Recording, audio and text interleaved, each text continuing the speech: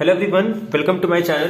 तो आज के इस वीडियो में हम डिस्कस करेंगे गेट 2017 से लेके गेट 2020 तक के जितने भी मॉडर्न अलजेब्रा के क्वेश्चंस हैं उन सारे क्वेश्चंस को हम डिस्कस करने वाले हैं। यानी कि 4 ईयर के मॉडर्न अलजेब्रा के क्वेश्चंस को डिस्कस करेंगे। आई होप ये वीडियो आपके लिए काफी इंपॉर्टेंट होगा। तो स्टार्ट करते हैं बिना टाइम वेस्ट किए। ठीक है, चलो अब इसमें देखो क्वेश्चन नंबर 1 क्या कह रहा है। ये 2017 की क्वेश्चन है कि जी अगर एक नॉन अबेलियन ग्रुप है ऑर्डर 125 का, then the total number of elements in centre of G, कि एक ग्रुप दिया है जिस ग्रुप का ऑर्डर है 125, तो ग्रुप का ऑर्डर 125 है तो उसके सेंटर ऑफ ग्रुप में कितने एलिमेंट होंगे ये हमें कैलकुलेट करना है। तो इसके लिए आपको क्या करना है, जस्ट जैसे मान लो अगर आपको कभी भी एक ग्रुप दिया है और उस ग्रुप का ऑर्डर अगर सपोज पी क्यूब है, ठीक है, अगर किसी भी ग्रुप का ऑर्डर अगर पी क्यूब है तो आपको इसके बारे में 2 बातें याद रखनी। एक तो ये कि अगर ये कह दे कि पी क्यूब ऑर्डर का अगर कोई नॉन अबेलियन ग्रुप है तो इसके सेंटर ऑफ जी में कितने एलिमेंट होंगे, तो सेंटर ऑफ जी में इसके पास हमेशा पी एलिमेंट होते हैं। और एक पॉइंट इसमें एक्स्ट्रा याद रख लो कि इसके पास P square plus P minus 1 इतने नंबर ऑफ इसके पास कॉन्जुगेसी क्लासेस होते हैं। तो ये 2 पॉइंट आपको याद रखना है कि अगर कोई भी ग्रुप है पी क्यूब ऑर्डर का। तो अब यहां पे कितना दिया है 125 को मैं लिख सकता हूं 5:3। तो सेंटर ऑफ जी के पास कितने एलिमेंट होंगे, 5 एलिमेंट होंगे। सिंपल क्वेश्चन है ये। तो इसका जो आंसर आ जाएगा वो 5 आ जाएगा। सेकेंड में देखो कह रहा है F1 F2 अगर ये सब फील्ड है एक फाइनाइट फील्ड F का, किसी फील्ड के 2 सब फील्ड दिए हैं, पहले फील्ड के पास 2:9 एलिमेंट है, सेकेंड फील्ड के पास 2:6 एलिमेंट है। तो कह रहा है कि total number of elements in F1 intersection F2, कि F1 इंटरसेक्शन F2 में कितने नंबर ऑफ एलिमेंट होंगे। ठीक है, तो देखो अगर F1 एक फील्ड है जिसके पास मान लो P⁻n एलिमेंट है, F2 एक फील्ड है जिसके पास P⁻m एलिमेंट है, तो F1 इंटरसेक्शन F2 इस फील्ड में कितने नंबर ऑफ एलिमेंट होंगे, तो आप P⁻GCD ऑफ n और m निकाल दो। तो यहां पे हमारे पास गिवन है कि F1 के पास 2:9 एलिमेंट है, सेकेंड फील्ड के पास 2:6 एलिमेंट है, तो P⁻n के पास 9 और 6 का GCD कितना होता है 3, तो 2:3 यानी कि 8 एलिमेंट हो जाएंगे। क्लियर है, सिंपल से क्वेश्चन है ये। अब देखो क्वेश्चन नंबर 3, तो इसका आंसर कितना आ जाएगा 2:3 यानी कि 8 एलिमेंट आ जाएंगे F1 इंटरसेक्शन F2 के अंदर।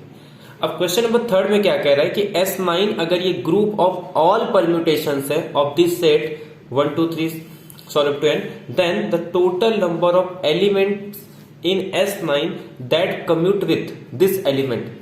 S9 के अंदर इसके साथ कितने एलिमेंट कम्यूट करते वो हमको निकालना। ये मैंने आपको बताया था जब किसी ऑर्डर के कितने नंबर ऑफ एलिमेंट्स होते हैं, जब मैंने उसको फॉर्मूला बताया था तो उसी में कहा था कि जो डिनोमिनेटर में पार्ट आता है वो सारे क्या होते हैं, उतने एलिमेंट उसके साथ कम्यूट करते हैं। तो कुछ पॉइंट आपको याद रखना है। अगर जैसे फॉर एग्जांपल 1 2 3 किसी भी SN के अंदर मैंने एक एलिमेंट ले लिया, सपोज ये n इज ग्रेटर देन 3, तो इस टाइप के जितने भी एलिमेंट होंगे, मतलब अगर इनका जिनका भी साइकिल डिकम्पोजिशन सेम होगा वो सारे एलिमेंट आपस में क्या करते हैं, एक क्लास में आते हैं। ठीक है, तो उनके कॉन्जुगेसी क्लासेस के अंदर वो एक क्लास के अंदर आ जाते हैं। ठीक है, तो अब जब हम लोग इसका फॉर्मूला निकालते हैं तो हम लोग कुछ इस तरीके से निकालते हैं कि यहाँ पे n फैक्टोरियल और यहाँ पे कुछ लिखते हैं। तो ये जो डिनोमिनेटर में लिखते हैं वो सारे एलिमेंट वो होते हैं जो इस पर्टिकुलर एलिमेंट के साथ कम्यूट करते हैं। और ये कैसे निकालते हैं ये मैंने आपको बताया था। अब यहाँ पे हमें क्या दिया है, जो एलिमेंट गिवन है 1 2 3 4 5 6 7, 1 2 3 4 5 6 7, ध्यान से देना, देखना इसको कैसे निकालते हैं। तो ये किसके अंदर बिलोंग कर रहा है, S9 के अंदर बिलोंग कर रहा है। अब S9 के अंदर इसमें कितने एलिमेंट यूज हो गए, या फिर इसमें कह सकते हैं कि इसमें से 7 सिंबल यूज हो गए। अभी भी 2 सिंबल बच रहे हैं तो मैं इसको अलग से लिख देता हूं क्योंकि वो सेम है। 8 8 पे जा रहा है, 9 9 पे जा रहा है। अब आपको क्या करना है कि इस एलिमेंट के साथ कितने एलिमेंट कम्यूट करेंगे, तो number of element commute with, इसके साथ कितने कम्यूट करेंगे, तो आपको क्या करना है, अब ये देख लो इसके पास कितने कितने लेंथ के साइकिल है। वन लेंथ के इसके पास कितने साइकिल है, 2, तो 1:2 और जो पावर में उसी का फैक्टोरियल लेना है। और कौन से एलिमेंट है इसके पास, एक तो 3 लेंथ के हैं और वो भी कितना है, सिर्फ एक है, तो 1 का फैक्टोरियल। 4 के भी एक है तो 1 का फैक्टोरियल। तो ये कितना आ जाएगा, 2 × 3 × 4, 4 3 = 12, 12 2 = 24। तो there are total 24 element which commute with this. इसके साथ कम्यूट करने वाले कितने एलिमेंट है, 24 एलिमेंट है। और ये कैसे निकालते हैं, इस तरीके से हम लोग निकालते हैं, ठीक है। तो इसके पास 24 एलिमेंट है S9 के अंदर जो इसके साथ कम्यूट कर रहे हैं। अब क्वेश्चन नंबर 4 देखो, इसमें क्या कह रहा है, Q ऑफ X एक रिंग ऑफ पॉलिनोमियल्स है over Q, then the total number of maximal ideal in the quotient ring. इस क्वोशंट रिंग के अंदर कितने नंबर ऑफ मैक्सिमल आइडियल होंगे ये अपने को कैलकुलेट करना। आप देख सकते हो 2017 में जितने भी क्वेश्चन ग्रुप थ्योरी के आए हैं उसमें एक भी क्वेश्चन ऐसा कॉन्सेप्ट बेस्ड नहीं है, सारे क्वेश्चन फॉर्मूले बेस्ड पे। तो जितनी पॉसिबल हो सकती है सारे ग्रुप थ्योरी के जितने भी इंपॉर्टेंट फॉर्मूले हैं वो सब आपको पता होना चाहिए। इसमें आपको क्या करना है,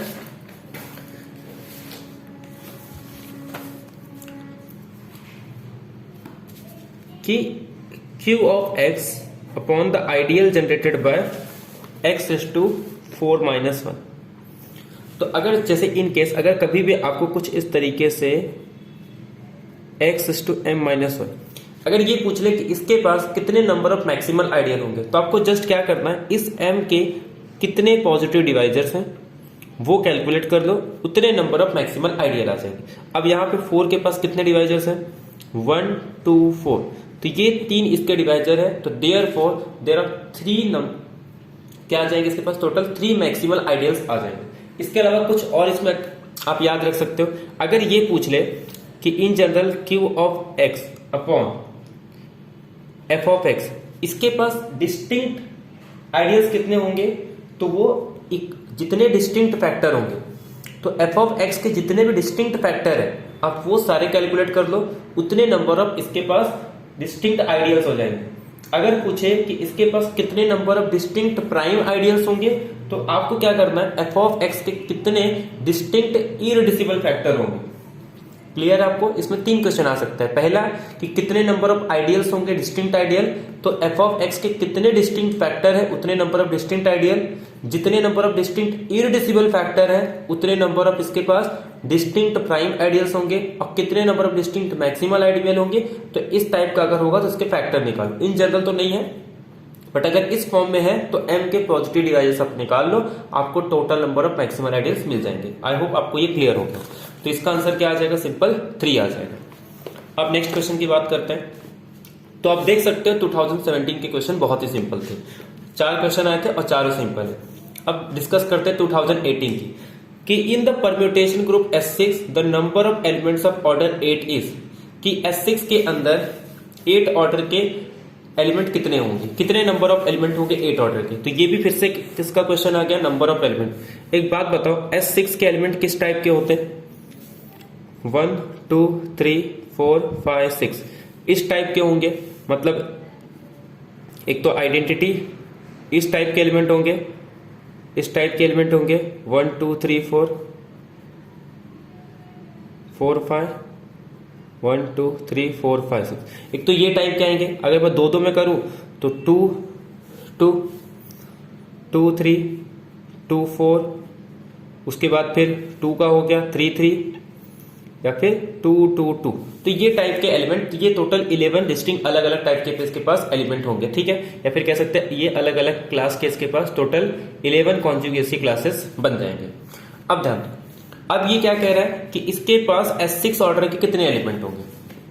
इसका ऑर्डर कितना होगा, ये देखो, इसका ऑर्डर 1, इसका ऑर्डर 2 3 4, क्योंकि इस साइकिल का लेंथ 2 है तो 2, इसमें 3, इसमें 4, इसमें 5, इसमें 6।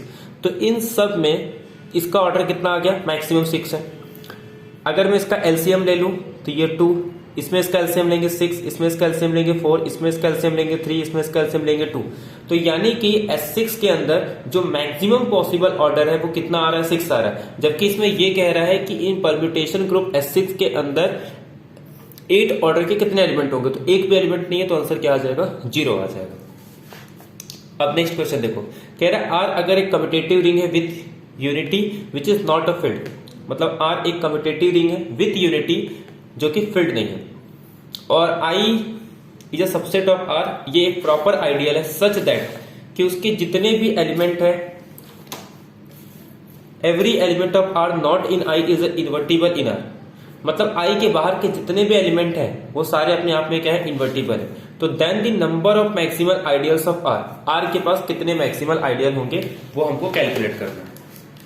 अब एक्चुअली ये जो क्वेश्चन है इसको हम लोग डायरेक्ट फॉर्मूले से नहीं कर सकते।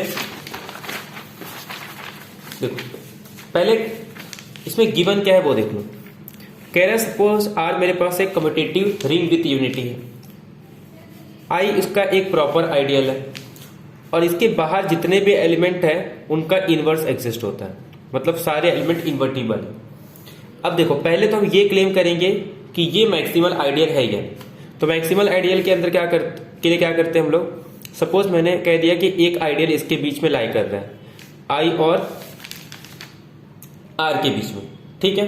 तो अगर कोई आइडियल आई और आर के बीच में है, तो अगर आई को मैक्सिमल आइडियल बनना है तो या तो जे को आई के इक्वल बनना पड़ेगा या तो जे को आर के इक्वल बनना पड़ेगा। अगर आई सपोज जे के अंदर कंटेन कर रहा है, इसका मतलब क्या हो गया कि जे के पास कुछ एलिमेंट ज्यादा हो सकते हैं, अगर ज्यादा नहीं तो इसका मतलब आई के इक्वल हो गया। तो देयरफॉर देखो मैं कह रहा हूं जे अगर इसका सुपर सेट है तो या तो ये आई इसके अंदर प्रॉपर कंटेन करेगा या तो इक्वल होगा। अगर प्रॉपर कंटेन कर रहा है तो इसका मतलब जे के पास एक्स्ट्रा एलिमेंट है, और जे के पास एक्स्ट्रा एलिमेंट है जो आई के पास नहीं है, मतलब उसके पास इनवर्स एग्जिस्ट होगा, ये क्लियर है। और लेकिन अगर ये इक्वल आ गया तो आई के इक्वल होगा, तो मान के चलते जे आई के इक्वल नहीं है, तो आई इसका प्रॉपर फील्ड है, तो एक एलिमेंट यहां बिलोंग करेगा, तो मतलब उसका इनवर्स एग्जिस्ट हो गया, तो ए बिलोंग करेगा जे के अंदर। और क्योंकि इसमें कहा है कि इसके बाहर के सारे एलिमेंट के इनवर्स एग्जिस्ट कर रहे हैं, तो इसका इनवर्स भी एग्जिस्ट करेगा, तो ये बिलोंग कर गया 1। और किसी भी आइडियल के अंदर अगर 1 बिलोंग कर गया तो वो किसके इक्वल हो जाता है, आर के इक्वल। तो देयरफॉर ये आई मैक्सिमल आइडियल। ऐसे ही हम लोग क्या कर सकते हैं कि आई जो है ना सिर्फ यही मैक्सिमल आइडियल होगा, ठीक है। अगर नहीं होगा तो मैं एक काम करता हूं, जे और भी आइडियल है जो कि आई के इक्वल नहीं है, मान लेते तो ये भी एक मैक्सिमल आइडियल है, तो फिर से वही बात, अगर ये इसके इक्वल नहीं है तो इसमें फिर से एक एलिमेंट होगा जिसका जो कि इसके सारे एलिमेंट इन्वर्टिबल होंगे, क्योंकि आई के बाहर के जो भी एलिमेंट उठाऊंगा वो इन्वर्टिबल है। तो उसमें अगर ए बिलोंग कर रहा है तो ए इनवर्स बिलोंग करेगा, और ए इनवर्स ए क्या आ जाता है 1, और 1 बिलोंग कर रहा है।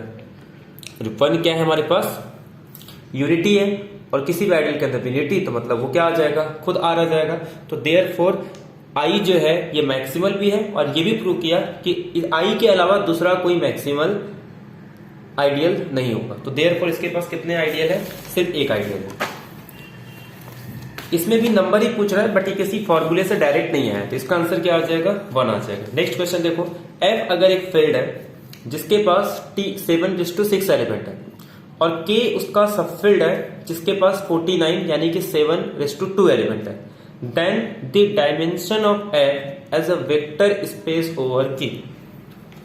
क्या कह रहे हैं कि एक सुपर फील्ड है और एक सब फील्ड है, कि कह रहा है कि F एक मेरे पास सुपर फील्ड है जिसके पास कितने नंबर ऑफ एलिमेंट है, 7:6। K उसका सब फील्ड है जिसके पास 49 यानी कि 7 के स्क्वायर एलिमेंट है। अब मुझे क्या करना है, एक वेक्टर स्पेस, अगर F ओवर K एक वेक्टर स्पेस फॉर्म कर रहा है तो इसकी डायमेंशन कितनी होगी वो अपने को कैलकुलेट करना। अच्छा एक बात बताओ, अगर B एक बेसिस है किसका, F का, तो इसके पास मान लेता हूं कुछ मेरे इसके पास V1 से लेके Vn तक के एलिमेंट है F के पास, तो अगर बेसिस के पास जितने एलिमेंट है वही इसका डायमेंशन हो जाएगा। तो इसका मतलब मैं F के किसी भी एलिमेंट को कैसे लिख सकता हूं, अगर मैंने इसका कोई भी एलिमेंट उठाया तो इसको मैं लिख सकता हूं α1 V1 solve up to alpha n Vn। तो इसके हर एक वेक्टर्स कितने चॉइस है, α1 से लेके अल्फा n। α1 कहां से आ रहे हैं मेरे, अगर F जो है वो K के ऊपर वेक्टर स्पेस है तो जो स्केलर आते हैं वो कहां से आते हैं, K से आते हैं, तो K के पास कितने एलिमेंट है। अब ध्यान दो, अगर मेरे पास f के पास, क्योंकि फील्ड है तो इसके जो एलिमेंट होंगे वो p⁻m के फॉर्म में होंगे, k भी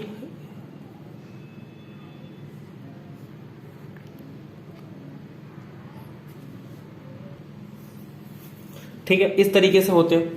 तो अब k के पास मान लो अगर p⁻m एलिमेंट है तो अल्फा 1 के पास कितने चॉइस हो जाएंगे, pm, इसके पास भी कितने चॉइस हो जाएंगे, pm। तो यानी कि फील्ड में कितने एलिमेंट होंगे, तो इसके पास p⁻m, इसके पास p⁻m, तो टोटल कितने मेरे पास, ऐसे n। तो जो वेक्टर फील्ड में जो टोटल नंबर ऑफ एलिमेंट आ जाएंगे वो p⁻m, ऐसे कितने हैं टोटल, p⁻m टोटल n है, तो यानी कि p⁻m एलिमेंट। तो ये मेरे पास वेक्टर स्पेस का एलिमेंट है।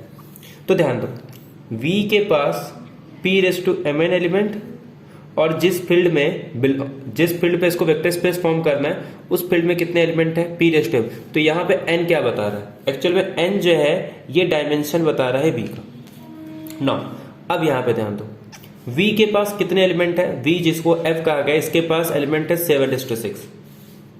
K जो है इसके पास कितने एलिमेंट है, 7 का स्क्वायर एलिमेंट है।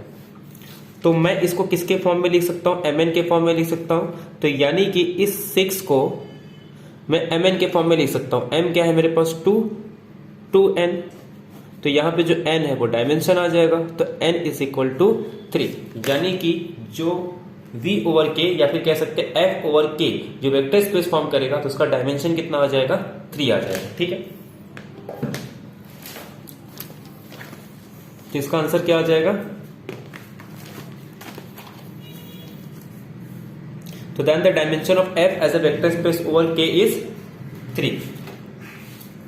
अब नेक्स्ट क्वेश्चन देखो, consider the polynomial p of x। एक पॉलिनोमियल दिया है x⁴ + 4 in the ring q of x of polynomials in the variable x with coefficient in the field q of a rational number। Simple सी बात है, एक polynomial देके हमसे ये पूछ रहा है कि the set of zeros of p of x, कि इस पॉलिनोमियल के जितने भी जीरोस हैं उनका एक सेट बनाओ। क्या वो सेट C के अंदर एक ग्रुप फॉर्म कर रहे हैं अंडर मल्टीप्लीकेशन। ठीक है, सेकेंड ऑप्शन कह रहा है कि क्या ये जो पॉलिनोमियल है ये रिड्यूसिबल है in the ring Q of x। Second, third क्या पूछ रहा है, the splitting field of P of x, यानी कि इस पॉलिनोमियल का जो स्प्लिटिंग फील्ड होगा, मतलब जहां पे इसके सारे रूट्स होने चाहिए, उसकी डिग्री जो है ओवर क्यू कितनी होनी चाहिए, 3 होनी चाहिए। मतलब एक ऐसा फील्ड जिस फील्ड के अंदर इसके जितने भी रूट है वो होने चाहिए। फोर्थ में क्या कह रहा है कि स्प्लिटिंग फील्ड जो क्यू के ऊपर जो मतलब जो स्प्लिटिंग फील्ड है उसकी डिग्री ऑफ एक्सटेंशन कितनी है, ओवर क्यू 4 आएगा। ठीक है, तो ये अपने पास कुछ ऑप्शन है। अब थोड़ा ध्यान दो, अभी मुझे याद है बीच में किसी ने क्वेश्चन भेजा था मुझे, उसमें कुछ इस टाइप का था कि एक इरडिसिबल पॉलिनोमियल निकालना है या फिर स्मॉलेस्ट पॉलिनोमियल निकालना है जिसका ये रूट हो i और i-1। तो एक्चुअल में जब मैंने इसको सॉल्व किया तो हम लोग कैसे करते हैं इसको, x = i-1। अगर मैं इसका स्क्वायर ले लूंगा तो ये कितना आ जाएगा, -1, और i-1 का स्क्वायर कितना होता है, -2i। तो देयरफॉर ये आंसर आ गया मेरे पास 2i। जब मैं इसको फिर से पावर कर रहा हूं तो ये मेरे पास कितना आ जाएगा, -4, यानी कि x⁴ + 4 = 0। हमें क्वेश्चन में भी यही गिवन है कि एक पॉलिनोमियल है और उसका रूट कैलकुलेट करना, या फिर कह सकते हैं इसके जीरोस। तो यानी कि अगर ये हमें दिया हो कि i और i-1, तो हमें क्या करना है, ये मेरे पास क्या आ जाएगा उसका, मतलब ये उसका पॉलिनोमियल आ जाएगा जिसका ये रूट है i × i-1। अब थोड़ा ध्यान दो, तो जब ये i × i-1 है तब भी यही आ रहा है। अगर मैं यहां पे माइनस कर दूं तब भी इसका यही पॉलिनोमियल बनेगा, या फिर मैं इसमें प्लस कर दूं तब भी वही होगा, या फिर दोनों को माइनस कर दूं तब भी यही आएगा। तो इससे ये पता चला कि ये सारे रूट आ जाएंगे, चाहे i-1 ले लूं, चाहे -i × i-1 ले लूं, चाहे -1 वाला हो गया, ऐसे ही i × i+1 ले लूं, या -i × i+1 ले लूं, ये सारे क्या आ जाएंगे, इस पॉलिनोमियल के क्या आ जाएंगे, रूट आ जाएंगे। अब अगर मैं इसी को मल्टीप्लाई कर दूं इसमें, तो ये i² -1 और ये आ जाएगा -1 -1 -i-1। अगर ये कर दूंगा तो ये इसका कॉन्जुगेट है, मतलब 1 माइनस 1 प्लस आई। ऐसे ये कर दूंगा तो ये आ जाएगा i माइनस 1, और ये वाला करेंगे तो इसमें आ जाएगा ये कॉन्जुगेट है 1 माइनस आई। तो ये आपको इसके जीरोस मिल जाएंगे। तो ये चारों इसको सेटिस्फाई कर रहे हैं, 4 डिग्री का है, तो ये इसके रूट आ जाएंगे। तो कहने का मतलब क्या है, अब कहा है इसमें पहला ऑप्शन ये कह रहा है कि एक सेट बनाते हैं जिसके अंदर x⁴ प्लस 4 के जितने भी रूट्स हैं। तो हमारे पास रूट्स क्या है, एक तो i माइनस 1, एक तो i प्लस 1, एक तो माइनस i माइनस 1, एक तो माइनस i प्लस 1। कह रहा है ये जो है ना ग्रुप फॉर्म करता है। अच्छा एक बात बताओ, ग्रुप फॉर्म करता है इसका मतलब क्लोजर प्रॉपर्टी सेटिस्फाई होना चाहिए। ये इसका कॉन्जुगेट है, तो जब मैं इसको मल्टीप्लाई करूंगा तो इसका आंसर क्या आ जाएगा 2, जबकि 2 तो यहां बिलोंग नहीं कर रहा है, तो ये क्लोजर प्रॉपर्टी को ही सेटिस्फाई नहीं कर रहा। तो इसका मतलब इस पॉलिनोमियल के जो जीरोस हैं वो क्या नहीं है, मल्टीप्लीकेशन के रिस्पेक्ट में ओवर सी ग्रुप फॉर्म नहीं कर रहे हैं। सेकेंड ऑप्शन क्या कह रहा है कि P of x is reducible in the ring Q of x, कि Q ऑफ x के अंदर ये जो पॉलिनोमियल है ये रिड्यूसिबल है।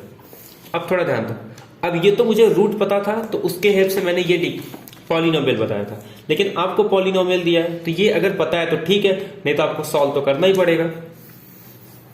अब ये दिया है x⁴ प्लस 4, हम लोग क्या करते हैं, कुछ स्क्वायर बचा जो फैक्टर्स को अलग लिख देते हैं। कैसे करते हैं इसको हम लोग, एक तो x² है, यहां पे 4 लिख देंगे तो 4 का हाफ करके यहां पे क्या आना चाहिए, 2x आना चाहिए। ऐसे ही करते हैं हम लोग इसको, ये x⁴ और यहां पे ये 2 का स्क्वायर 4, अरे क्या कर रहे हैं हम लोग, x² प्लस 2, ठीक है, इस तरीके से लिखते हैं। तो ये कितना आ जाएगा, x⁴, 2 का स्क्वायर 4, और जो दूसरा वाला टर्म आएगा 2 2 जा 4, 4x², तो मुझे यहां पे क्या करना पड़ेगा, -4x²। ठीक है, इस तरीके से मैं इसको लिख सकता हूं। अब यहां पे x⁴ प्लस 4 x² प्लस 2 का होल स्क्वायर माइनस 4x², इसको मैं लिख सकता हूं x² प्लस 2 का होल स्क्वायर 2x का स्क्वायर, तो यानी कि x² प्लस एक बार प्लस 2x ले लेंगे और एक बार -2x ले लेंगे। ठीक है, इस तरीके से मैं इसको लिख सकता हूं। तो क्लियरली इनके जितने भी कोएफिशिएंट है वो सब रैशनल से हैं, और मैं इस पॉलिनोमियल को क्या बोलते हैं, फैक्टर कर पा रहा हूं, यानी कि रिड्यूस कर पा रहा हूं। तो ये एक रिड्यूसिबल पॉलिनोमियल है। तो सेकेंड ऑप्शन क्या कह रहा था कि ये रिड्यूसिबल होगा इन द ग्रुप, तो ये ऑप्शन मेरा करेक्ट आ गया। तो पहला ऑप्शन रॉन्ग हो गया, सेकंड ऑप्शन करेक्ट हो गया। तो एग्जाम में अगर आप कर रहे हो और ये ऑप्शन आपका करेक्ट हो गया तो आपको आगे चेक करने की जरूरत नहीं। अब बात करते हैं इसमें splitting field of P of x degree. यहीं से आपको क्लियर हो जा रहा है इसके जो सारे रूट है उसमें क्या यूज हो रहा है, सारे रैशनल कोएफिशिएंट है। खाली मैं एक अलग से i ऐड कर दूं ना तो जितने भी रूट है सब आ जाएंगे। तो यानी कि एक्सटेंशन फील्ड को मैं अगर Q ऑफ i एक अलग से i एडजॉइंट कर दूं तो यानी कि a प्लस बी आई ये मेरे पास बेसिस बन जाएगा। ठीक है, और सारे रूट जो हैं इस फील्ड के अंदर आ जाएंगे। इसके जो पॉलिनोमियल है जिसके कोएफिशिएंट Q है, तो उस पॉलिनोमियल के जितने भी रूट है वो Q ऑफ i के अंदर है। तो इसका एक्सटेंशन फील्ड का डिग्री कितना हो जाएगा 2, क्योंकि इसका बेसिस ये है। ठीक है, तो आई होप ये पॉइंट आपको क्लियर हो गया होगा। और उसमें क्या कह रहा है कि एक में 3 कह रहा है, एक में 4 कह रहा है, जबकि इसका डिग्री कितना आ जाएगा 2 आ जाएगा। तो इसमें बी ऑप्शन इसका करेक्ट है। नेक्स्ट क्वेश्चन देखो क्या कह रहा है कि which of the following statement is true. जब भी कभी आपको ग्रुप का ऑर्डर देके कुछ पूछे ना तो ये क्वेश्चन बहुत सिंपल हो जाता है। कम से कम एटलीस्ट आपको जो स्टार्टिंग के 20 ऑर्डर के जो ग्रुप है ना, मतलब क्लासिफिकेशन जो है अप टू 20, ये सब पता होना चाहिए। एवरी ग्रुप ऑफ ऑर्डर 12, आपको पता है 12 ऑर्डर के कितने ग्रुप होते हैं, टोटल 5 ग्रुप होते हैं। 2 हमारे अबेलियन हो जाते हैं जिसमें से एक साइक्लिक होता है Z12 और एक Z6/Z2, एक आपका D6 हो जाएगा या फिर D12 कहते हैं, एक आपका A4 हो जाता है अल्टरनेटिंग ग्रुप, और एक आपका डिसाइक्लिक ग्रुप हो जाता है। ठीक है, क्या कह रहा है कि every group of order 12 has a non trivial proper normal सब ग्रुप। देख आपको पता है कि AN के पास कोई भी नॉन ट्रिवियल नॉर्मल सब ग्रुप नहीं होता, सिर्फ किसको छोड़ के, A4 को छोड़ के। तो A4 के पास भी देखो ऑर्डर 12 के टोटल हमारे पास 5 ग्रुप है। पहला ग्रुप जो है साइक्लिक है, उसके पास तो नॉन ट्रिवियल नॉर्मल सब ग्रुप रहेंगे, क्योंकि नॉन ट्रिवियल प्रॉपर नॉर्मल सब ग्रुप तभी नहीं होते जब उसका ऑर्डर प्राइम हो। तो 12 प्राइम तो है नहीं, तो 2 हटा दो, बचे 3 ग्रुप। A4 के पास भी होता है, D6 के पास भी होता है, और एक डी साइक्लिक ग्रुप है उसके पास भी होता है। अगर उससे नहीं निकालना है तो आप क्या कर सकते हो, उसका यूज हम लोग सिलो थ्योरम का भी यूज करके निकाल सकते हैं, बट ये आपको पता होना चाहिए। बाकी आप सिलो थ्योरम से भी निकालोगे तो बहुत कैलकुलेशन लगेगा, फिर आपको चेक करना पड़ेगा, बहुत सारी चीजें यूज करना पड़ती है। सेकेंड देखो, some group of order 12 does not, ये तो रॉन्ग हो जाएगा। Every group of order 12 has a subgroup of order 6। कह रहा है कि जितने भी ग्रुप होंगे ऑर्डर 12 के, उनके पास एक 6 ऑर्डर का सब ग्रुप होगा। आपको पता होगा जो लैग्रेंजस थ्योरम है उसके कन्वर्स को डिस्प्रूव करने के लिए हम A4 का ही एग्जांपल लेते हैं, और उसमें प्रूव करते हैं कि A4 का ऑर्डर है 12, उसको 6 डिवाइड करता है, बट A4 के पास 6 ऑर्डर का कोई भी एलिमेंट नहीं है। तो देयरफॉर ये कह रहा है कि 12 ऑर्डर के जितने भी ग्रुप है उनके पास 6 ऑर्डर का सब ग्रुप है, तो ये वहीं से इनकरेक्ट हो गया। लास्ट में कह रहा है every group of order 12 has an element of order 12। A4 के पास 12 ऑर्डर का कोई एलिमेंट नहीं होता, तो A4 से आपके ये भी एलिमिनेट हो गए। यहां तक कि मेरे ख्याल से D6 के पास भी शायद नहीं होता, ठीक है, खैर A4 के पास नहीं होता।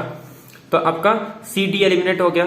A और B में से तो एक ही ऑप्शन करेक्ट होंगे। वैसे C और D को तो आप डायरेक्ट एलिमिनेट कर सकते थे, क्योंकि दोनों में से एक में एवरी बोल रहा है, एक में सम बोल रहा है, तो दोनों एक साथ तो इनकरेक्ट हो ही नहीं सकते। तो ये दोनों ऑप्शन तो आपको डायरेक्टली पता होना चाहिए कि ये तो करेक्ट हो ही नहीं सकता।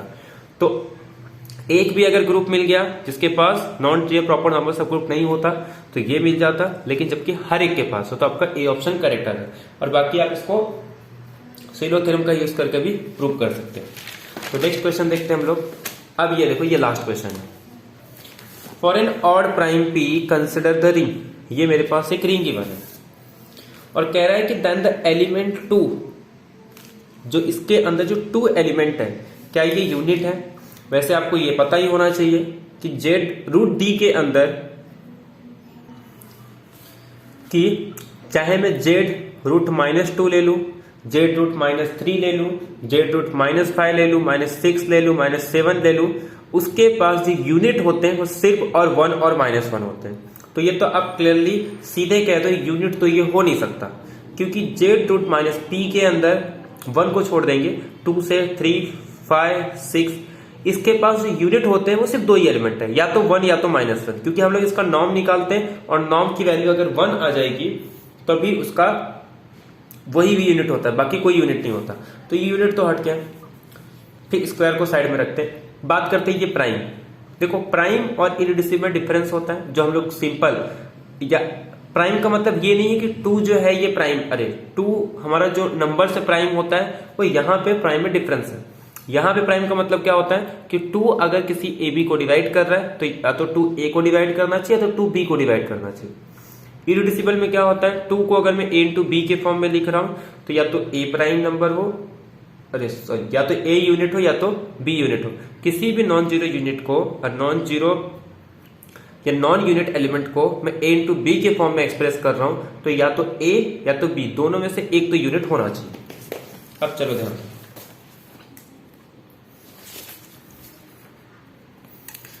2 की बात करते हैं। प्राइम का मतलब क्या होता है कि 2 अगर किसी ए बी को डिवाइड कर रहा है तो इसका मतलब 2 या तो ए को डिवाइड करना चाहिए या तो 2 बी को डिवाइड करना चाहिए। 2 को अगर मैं एक्सप्रेस कर पा रहा हूं ए इंटू बी के फॉर्म में तो या तो ये यूनिट होना चाहिए या तो ये यूनिट होना चाहिए। तो अगर ऐसा हो गया तो वो इररिड्यूसिबल है, अगर ऐसा हो गया तो इसे हम लोग कहते हैं प्राइम। अभी मैंने कहा कि जो एक बार बताया था आपको वीडियो में कि जो इररिड्यूसिबल है वो ठीक उसी तरीके से बिहेवियर करता है जैसे कि प्राइम नंबर, और ये जो है ये ठीक उसी तरीके से बिहेवियर करता है जैसे कि यूक्लिड्स लेमा करता है।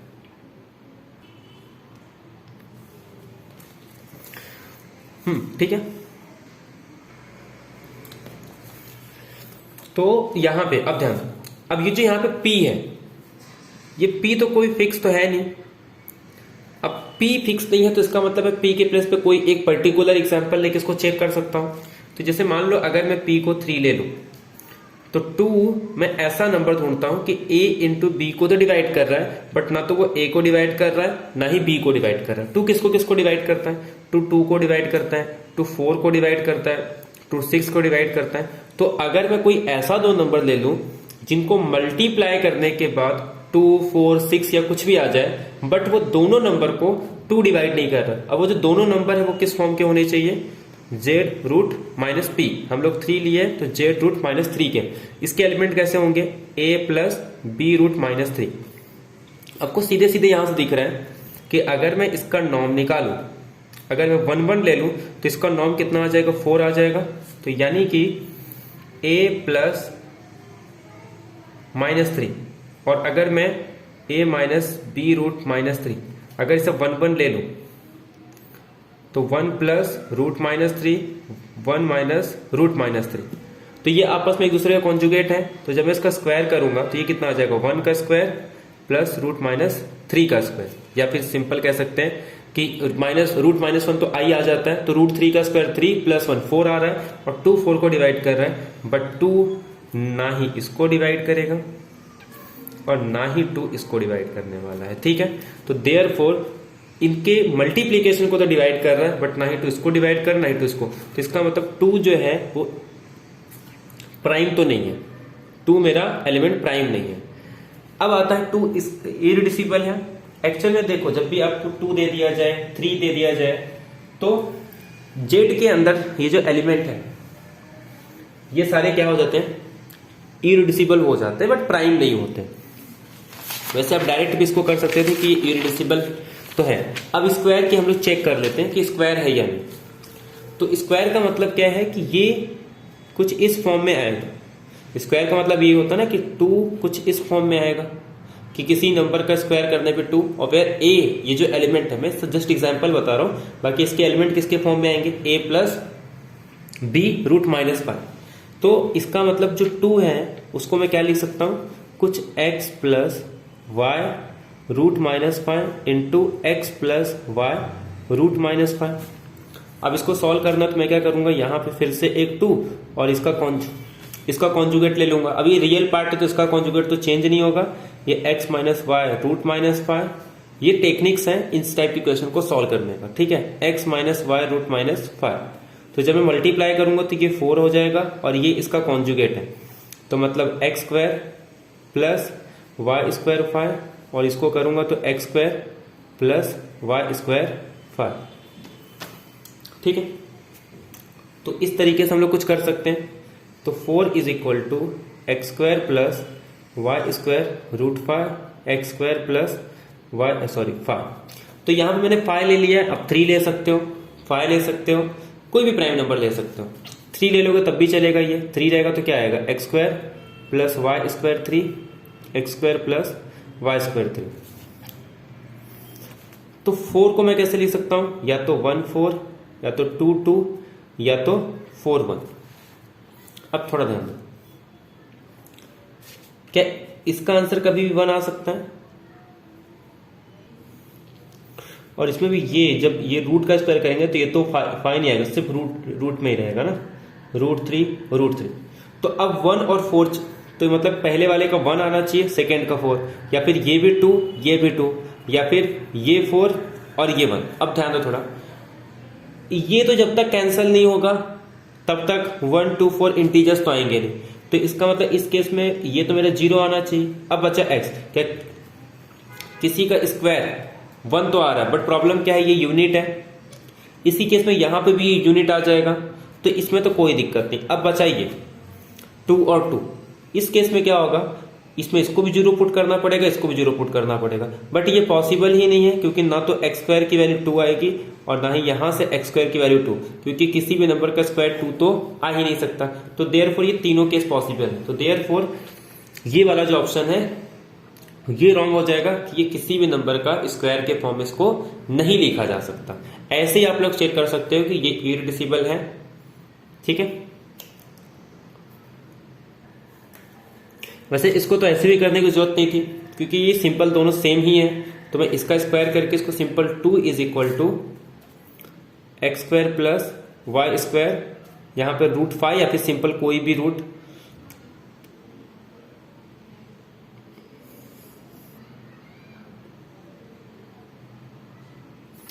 तो पहले ही सही था ना, रूट स्क्वायर का पी, सॉरी यहाँ पे ये रूट तो वैसे भी कैंसिल ही रहेगा ना, सॉरी फिर से मिस्टेक, यहाँ पे ये सही है 5 3 ही रहेगा, तो इसका मतलब यहाँ पे क्या आ जाएगा, ये पी ही रहेगा, तो इसका मतलब X square plus Y square P is equal to 2। अब एक बात बताओ, यहाँ पे इसका आंसर कभी 2 आ सकता है, ये 2 कब आएगा, किसी भी, ये मेरा एक्स स्क्वायर है, यहाँ पे वाई स्क्वायर है, तो ये तो कभी 2 पॉसिबल ही नहीं हो सकता किसी भी पी ऑड प्राइम के लिए, ये 2 कभी आ ही नहीं सकता, क्योंकि ये भी पॉजिटिव और पी कहां से स्टार्ट करेंगे हम लोग, डायरेक्ट 3 से स्टार्ट करेंगे, तो देयरफॉर ये पॉसिबल नहीं है, तो इसका मतलब 2 जो है ये स्क्वायर नहीं है इसके अंदर। अब लास्ट, इसको इरिड्यूसिबल आप चेक कर सकते हैं। चलो नेक्स्ट क्वेश्चन की बात करते हैं हम लोग। तो 2018 के हो गए, अब 2019 का देखते हैं। W अगर एक primitive complex cube root of unity है, then the degree of field extension Q I root 3 omega over Q. अब ये देखो, ये तो आप डायरेक्ट बता सकते हैं, ओमेगा अगर क्यूब रूट ऑफ यूनिटी है तो इसके अंदर आई तो होगा ही, तो ये आई को अलग से निकालने की कोई जरूरत नहीं है, तो मैं इस ओमेगा को हटा सकता हूं, बचा क्या, आई और रूट 3, इसका आपस में कोई रिलेशन नहीं है, तो इसको मैं क्या कर सकता हूं, टावर थ्योरम का यूज करके, कि पहले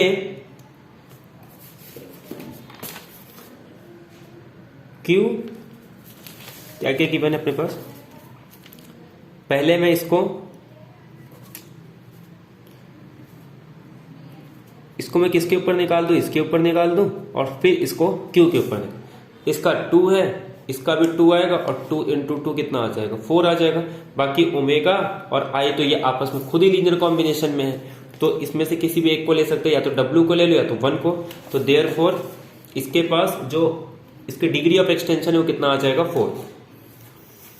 अब नेक्स्ट क्वेश्चन देखते हैं, इसमें क्या कह रहा है कि consider the following statement, if Q denote the additive group of rational number, Q क्या है, एक रैशनल नंबर है, और F Q से लेके Q तक एक नॉन ट्रिवियल होमोमॉर्फिज्म, मतलब ट्रिवियल होमोमॉर्फिज्म नहीं लेना है, तो देन F आइसोमॉर्फिज्म होगा।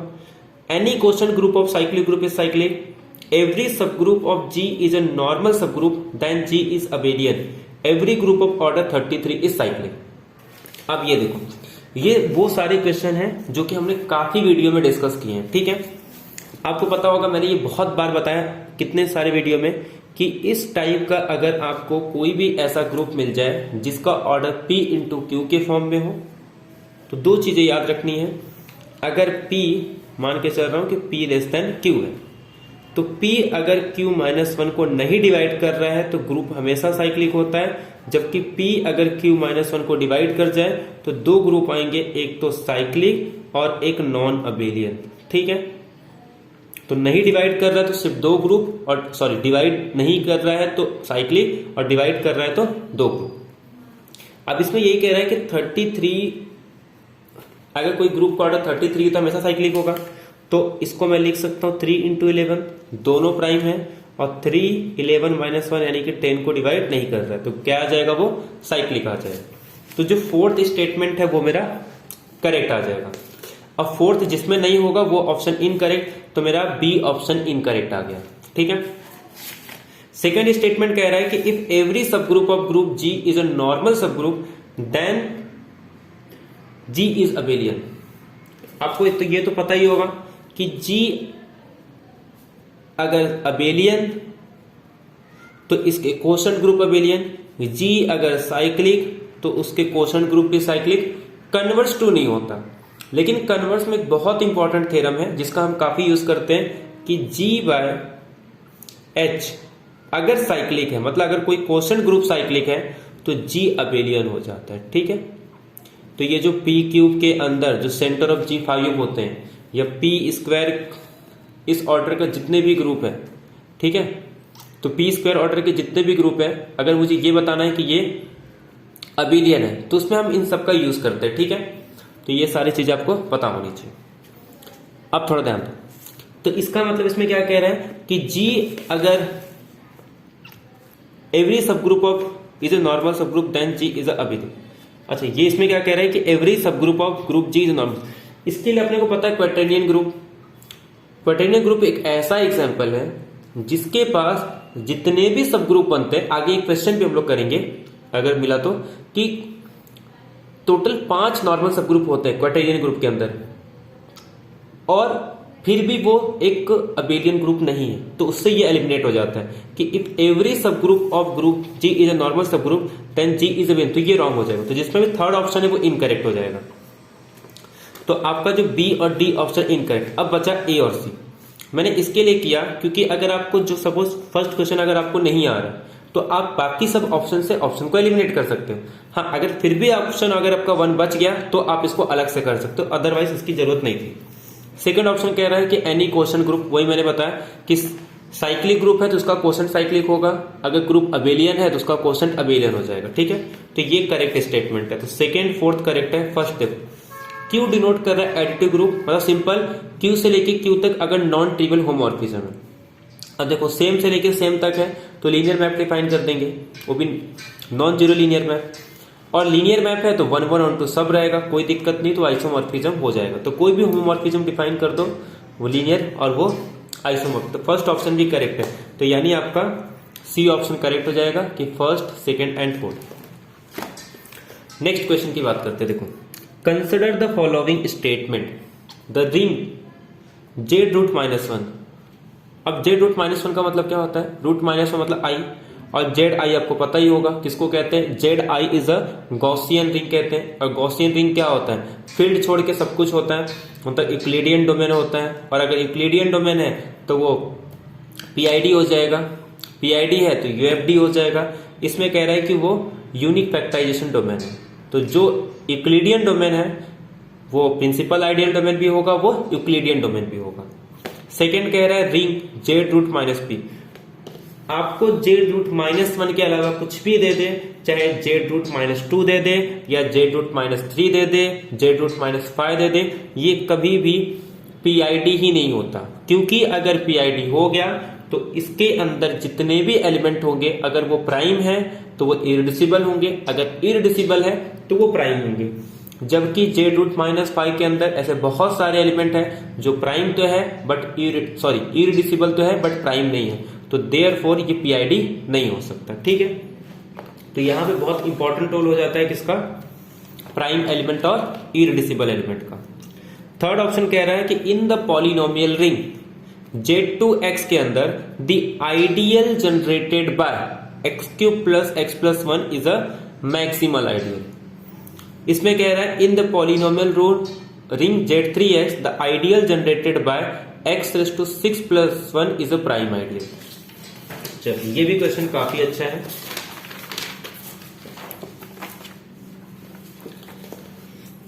मैंने आपको बताया था कि f अगर एक फील्ड है, ठीक है, ये आइसोमॉर्फिक हो जाता है किसी फील्ड के। कब? जब ये जो आइडियल है ये क्या होना चाहिए? मैक्सिमल होना चाहिए। तो अगर ये एक फील्ड है तो इसमें मैक्सिमल और प्राइम का कोई डिफरेंस नहीं रह जाता। ठीक है, तो मैक्सिमल है तो प्राइम भी हो जाता है, प्राइम है तो मैक्सिमल हो जाता है। और P ऑफ X ये मैक्सिमल कब होगा? जब ये क्या होना चाहिए? इरिड्यूसिबल होना चाहिए। तो फिर खाली आपको अगर ये फील्ड पता चल जाए ना तो आप जस्ट ये चेक कर लो कि ये इरिड्यूसिबल है या नहीं।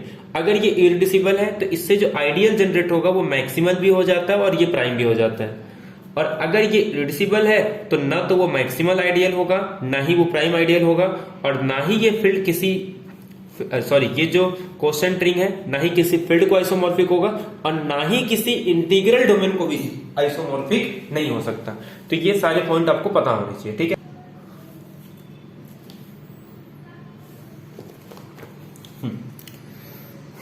तो Z60 इंटू Z50।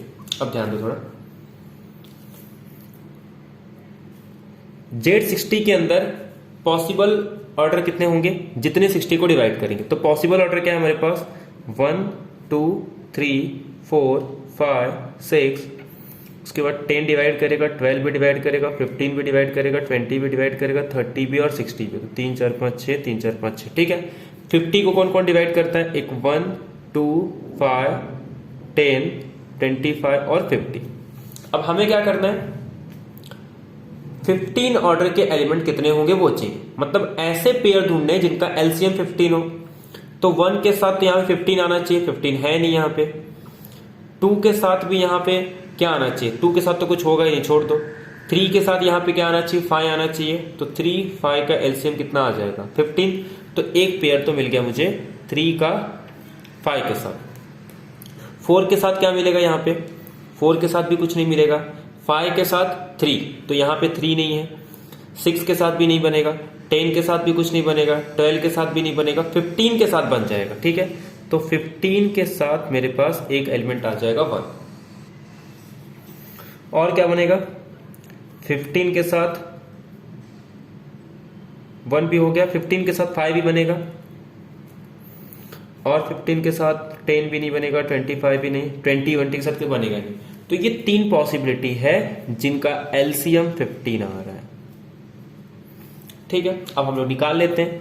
3 के पास मतलब ऐसे कितने बनेंगे? 5 2 5। ऐसे कितने बनेंगे? 5 5। तो यहां पे मतलब 3 ऑर्डर हो, ऐसे कितने एलिमेंट है? 5 3। 5 ऑर्डर होंगे, ऐसे कितने एलिमेंट है? 5 5। 15 ऑर्डर होंगे, ऐसे कितने एलिमेंट होंगे? 5 15। क्योंकि साइक्लिक ग्रुप है, इसके लिए हम डायरेक्ट निकाल सकते हैं। 5 1 का तो 1 ही आ जाएगा। 15 सिर्फ आइडेंटिटी रहता है, 15 का 5 15 और 5 5। इसको हम लोग क्या करते हैं? मल्टीप्लाई। 3 प्राइम नंबर है तो इसका 2 आ जाएगा, 5 भी प्राइम नंबर है तो 2 4 जा 8। ऐसे 15 का 5 5 क्या आ जाएगा? 3 × 5। इसको अलग अलग कर देंगे तो ये भी एक प्राइम है 2, ये भी प्राइम है 4, 2 4 जा 8। और 5 का कितना आ जाएगा? प्राइम नंबर 4, तो ये कितना आ जाएगा? 32। ऐसे 15 का 4 और 1 का 1, यानी कि ये क्या आ गया? अच्छा 15 के तो 8 आएंगे ना, सॉरी। 8 × 1 कितना आ जाएगा? 8। तो टोटल 8 + 8 16 48। तो 48 एलिमेंट आ जाएंगे, यानी कि Z60 × Z50 के अंदर 15 ऑर्डर के कितने एलिमेंट है? तो there are total 48 elements of order 15 in the group of Z16 × Z50, ठीक है।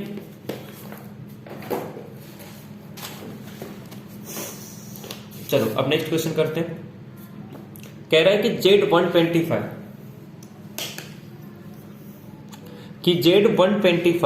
With ring of integers modulo 125 under the operation of addition modulo 125 if m is the number of maximal ideals of Z125 and n is the non-units of Z125 then m plus n is equal to।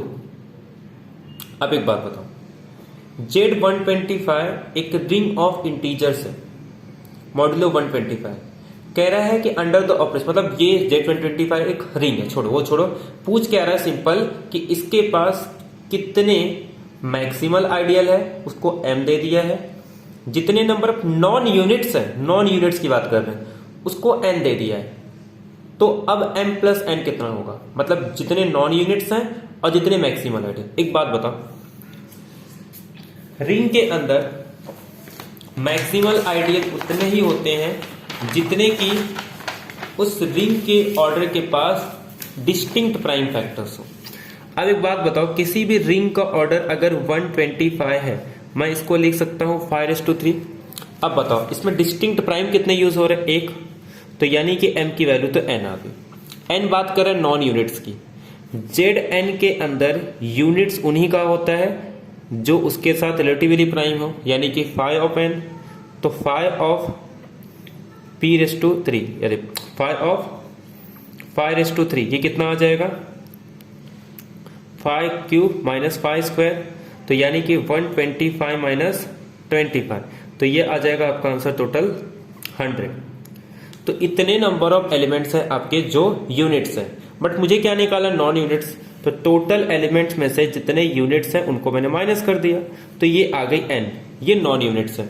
तो therefore m plus n की value आ जाएगी 1 plus 25 यानी कि 26 आ जाएगा। I hope ये point आपको clear हो गया होगा कि m कितने नंबर ऑफ मैक्सिमल, तो मैक्सिमल आइडियल्स से कितने बनेंगे, जितने उसके पास डिस्टिंक्ट प्राइम नंबर्स होंगे, और सेकेंड नॉन यूनिट्स कितने होंगे, जितने उसके साथ रिलेटिवली प्राइम होंगे। तो जब भी अगर आपको कभी पूछ ले कि जेडएम के अंदर कितने मैक्सिमल आइडियल हो सकते हैं, तो उतने आइडियल हो सकते हैं जितने उसके ऑर्डर के फैक्टर में डिस्टिंक्ट प्राइम यूज हो रहे हैं। ठीक है, नेक्स्ट क्वेश्चन देखो। कह रहा है number of cyclic subgroup of the quaternion group Q8 के अंदर कितने number of cyclic subgroup. मैंने आपको पहले ही बताया था टोटल 5 सब ग्रुप रहते हैं और वो सारे साइक्लिक ग्रुप हैं। देखो आपको क्वार्टेनियन ग्रुप के बारे में पता ही होगा कैसे रहता है। ये साइक्लिक ग्रुप तो नहीं है, इसमें एलिमेंट जो होते हैं एक तो 1 -1 i -i j -j k -k इस तरीके से होते हैं। और खास बात इसकी क्या होती है कि अगर इसमें 1 और -1 को छोड़ दूं तो हर एक एलिमेंट का ऑर्डर 4 है। ठीक है, जैसे अगर मैं i⁴ करूं तब 1 आएगा, चाहे j⁴ करूं तब भी 1 आएगा, या k⁴ करूं तब भी 1 आएगा। और अगर मैं स्क्वायर करता हूं तो हमेशा क्या आ जाता है -1। ठीक है, और अगर मैं डिस्टिंक्ट से करूं, जैसे मैंने i j किया तो ये क्या आ जाता है मेरे पास, k आ जाता है। तो ये डेफिनेशन है हमारे पास किसका, क्वार्टेनियन ग्रुप का। अब हमें निकालना है साइक्लिक ग्रुप। तो एक तो ये मेरे पास ट्रिवियल वाला आ जाएगा, -1 का क्या आ जाएगा 1 और -1।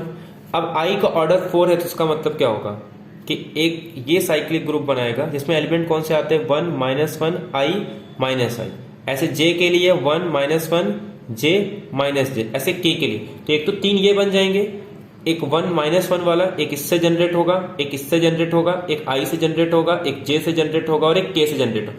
k और k -k से जो जनरेट होंगे वो सेम होंगे, इनसे जो इन दोनों से जो जनरेट होगा वो भी सेम होगा, इन दोनों से जो जनरेट होगा वो भी सेम होगा। तो टोटल कितने आ जाएंगे, 5 साइक्लिक ग्रुप आ जाएंगे। ठीक है, तो ये पहला क्वेश्चन है 2020 का।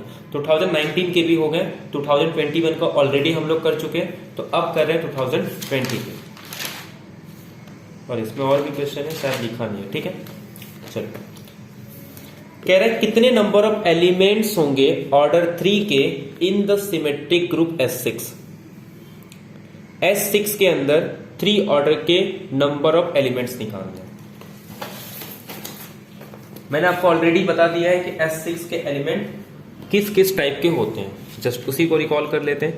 1 मतलब आइडेंटिटी, 1 2 1 3 1 4 1 5, क्या करते हैं, आइडेंटिटी 1 2 1 2 3 1 2 3 4 1 2 3 4 5 और 1 2 3 4 5 6 इस टाइप के एलिमेंट होते हैं।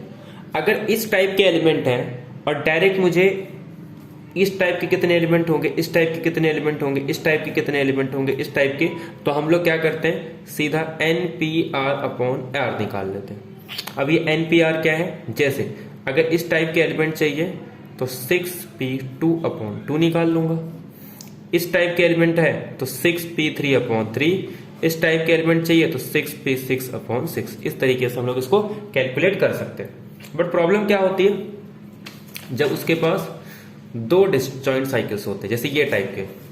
तो अब ये 6 हो गए, और 5 कौन कौन से थे, 2 2 2 3 2 4, मतलब कुछ इस टाइप से 1 2 3 4 बाकी 2 फिक्स, 1 2 3 4 5 बाकी 1 फिक्स, इसमें 1 2 3 4 5 6 इसमें कुछ फिक्स नहीं। और 2 कौन कौन से बनते हैं, एक ये टाइप के 3 3 जैसे 1 2 3 और 4 5 6, या फिर 2 2 2 1 2 3 4 5 6 इस टाइप के एलिमेंट। तो ये टोटल 11 टाइप के एलिमेंट होते हैं, यानी कि 11 कॉन्जुगेसी क्लासेस होते हैं।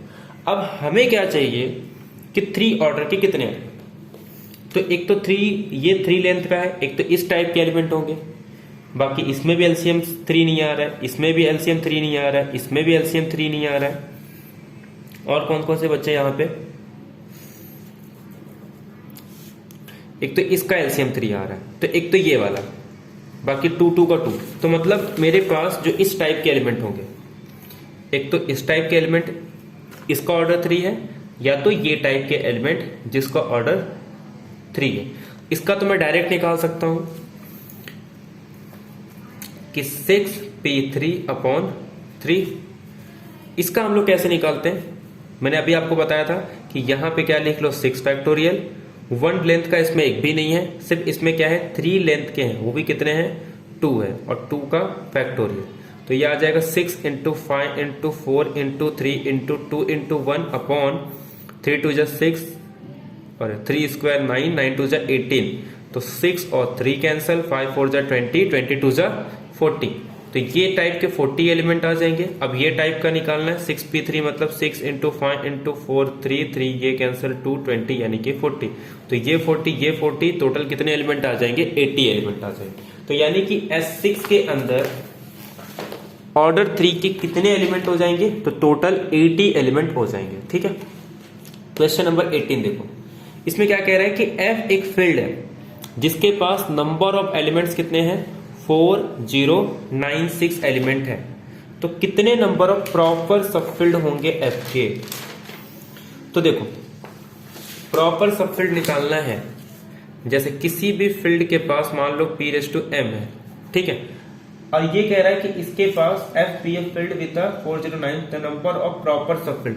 तो इसके पास प्रॉपर सबफील्ड निकालने हैं, तो आप क्या करोगे, ये जो M आपको दिख रहा है सिर्फ इसी का डिवाइजर्स निकाल लो। अब कह रहा है कि फील्ड के पास 4096 एलिमेंट है, और 4096 आपको पता ही होगा 210 1024 होता है, और 212 4096।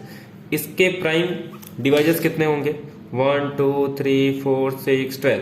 फॉर्मूले से भी निकाल सकते हो क्योंकि ये 3 × 2 का स्क्वायर, तो यहाँ पे 1 2, तो 1 का 2, 2 का 3, 3 2 जा 6। ठीक है, तो आप ऐसे भी निकाल सकते हो और डायरेक्ट भी आप देख सकते हो, टोटल 6 है। तो इसके पास जो प्रॉपर सबफील्ड होंगे वो टोटल कितने आ जाएंगे 6 आ जाएंगे। ठीक है, आई होप ये क्वेश्चन आपको क्लियर होगा। ठीक, अच्छा और भी क्वेश्चन थे, शायद मैं लिखना भूल गया।